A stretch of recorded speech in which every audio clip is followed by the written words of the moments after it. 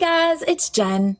As you continue on your reframing journey, I'd like you to take a few minutes to think about, meditate on, pray on, or journal about this. Celebrate others. It's not my time right now. I trust that I am on the right path. It's spring.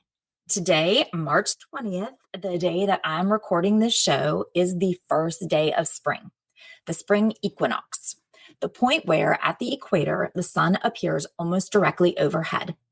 For those who, like me, live in the Northern Hemisphere, the spring equinox signals the arrival of spring, the end of winter, increasing warmer and brighter days ahead that come as we move closer to the summer.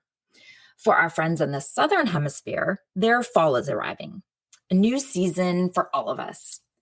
Considering that our very first episode was called A New Season, and I recorded it at the beginning of our fall, and now here I am recording again, you can guess that I am a fan of the equinox. There's something about it. It slips under the radar. You know, the solstices, they get a lot more attention than the equinoxes. Maybe that's why I feel the need to hype them up. Plus, I'm an Aries, and the spring equinox is also the beginning of Aries season. So there's that too. Ironically, despite living in the South where it's quite warm and very hot very often, today it is freezing. Happy spring. Brr. Of course, spring sports don't care about the weather, so I will be outside freezing my cute little bum off at back-to-back soccer and lacrosse games this evening. Ugh. Another reason that I like the spring equinox is because despite today's frigid temperatures, it marks the start of the change to warmer, brighter days. And I am not a fan of the cold, dark days of winter. I know that during the winter, if I'm ever reminded that those in the Southern Hemisphere are midsummer, I do feel quite envious. I'd sure love to be warm and tan.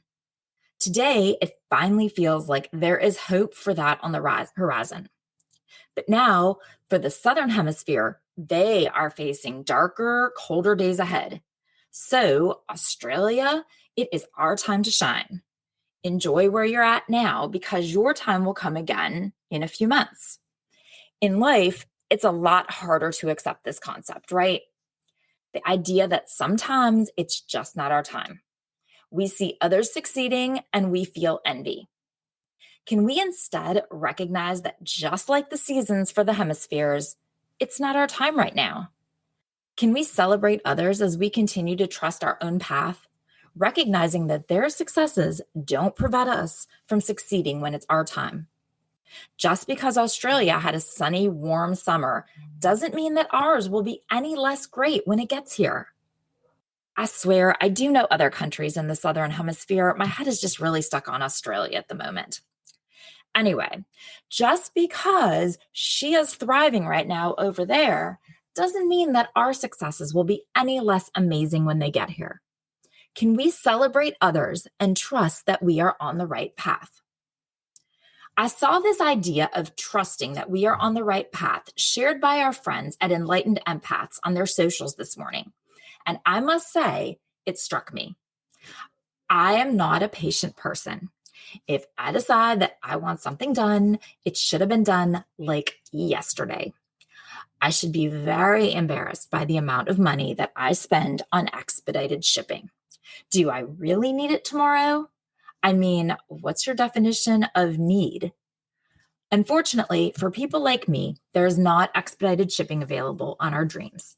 And when we manifest, we can't make it happen any sooner than the universe or God or that higher power is ready for.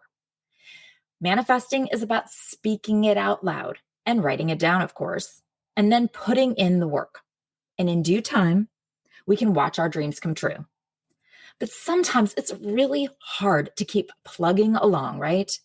To get up every day and take that morning run, even when our time doesn't seem to be improving. To sit through another class that doesn't seem like it's actually contributing to where we want to be in life. To keep writing when that unfinished product seems endless and unappreciated. To continue on our wellness journey, even when our weight or blood pressure or stamina doesn't seem to budge. To keep creating content when our views are low. to show up day after day to an empty shop or another slow lunch hour, to continue recording even on the days when we wonder if we're speaking into an open void. Just keep swimming. Dory had it right in the movie, I guess. Just keep swimming. Trust the process. I trust that I am on the right path. Know that it took years to get us to this point, but if we manifest it and we put in the hard work, trust that it will come in whatever format is right for us, because we are on the right path. So today, what do you need to do to put in the work toward your goals? Do you dream of a new career or a college degree? Do you dream of being a published author or selling the flowers from your yard or your grandmother's hot sauce recipe at a farmer's market? Do you want to start dating again or make new friends? Do you want to study meditation or astrology, lose 20 pounds, or run a marathon? Whatever you are manifesting, we must continue to trust that we are on the right path.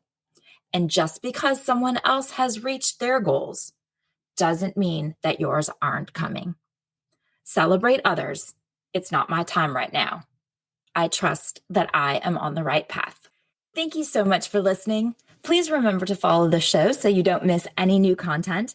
And please share it with your friends who might also benefit from or enjoy the show. That's how we will grow our community. Reach out on socials on Instagram and TikTok at Reframing Me. And on Facebook, it's Reframing Me. And join the Facebook group Reframing Me, a podcast community, to connect with other women who are also raising teens and rediscovering themselves.